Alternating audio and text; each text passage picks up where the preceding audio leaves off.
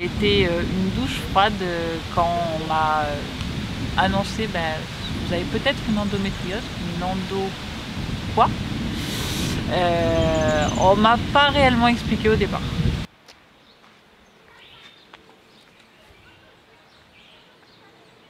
J'ai été diagnostiquée il y a 9 ans. Donc, premiers symptômes ont été des saignements abondants, des douleurs.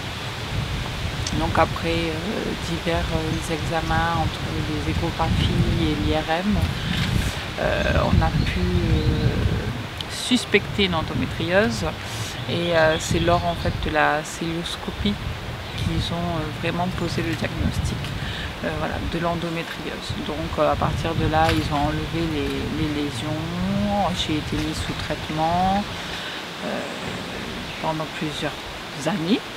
Ça n'a pas empêché de revenir et j'ai déjà été opérée 4 fois à ce jour. Au départ, je réalise pas trop puisqu'en fait je ne savais pas ce que c'était l'endométriose, je n'avais jamais entendu parler.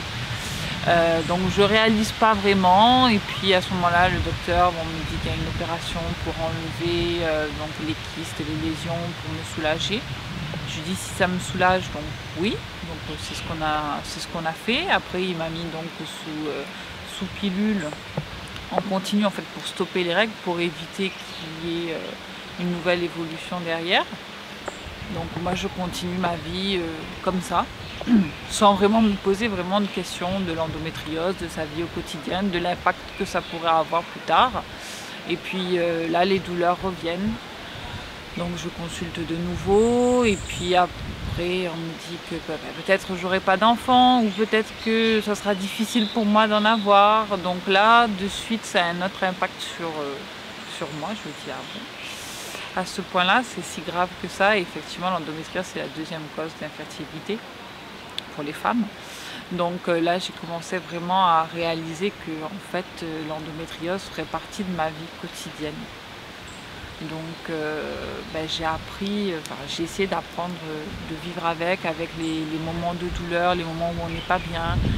Et puis essayer de continuer à aller travailler, à avoir des activités extra, mais tous les jours n'ont pas été les mêmes en fait. Donc il y a des jours où on est très bien et puis il y a des jours où on ne peut pas aller travailler parce que la douleur nous plie en deux. C'est vrai que souvent on banalise en fait la douleur des règles, puisque souvent on nous dit c'est normal d'avoir mal pendant les règles, alors que y a un seuil de douleur en fait. On a mal, oui, si on prend un paracétamol, que la douleur passe, c'est bon, mais au-delà de ça, si ça ne passe pas, c'est qu'il y a un souci. Et puis au niveau de l'abondance aussi des saignements, il y a un certain flux arrivé à un moment donné qui n'est pas normal.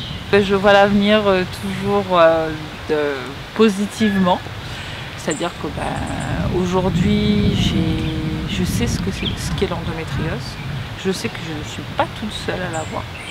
Donc on a ce soutien-là entre nous, endo-girls, on se comprend plus facilement puisqu'on vit plus ou moins la même chose.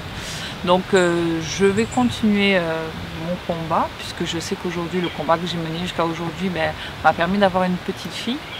Donc je continue à y croire et puis à me battre et à me dire qu'un jour, il y aura peut-être un traitement vraiment adéquat à l'endométriose.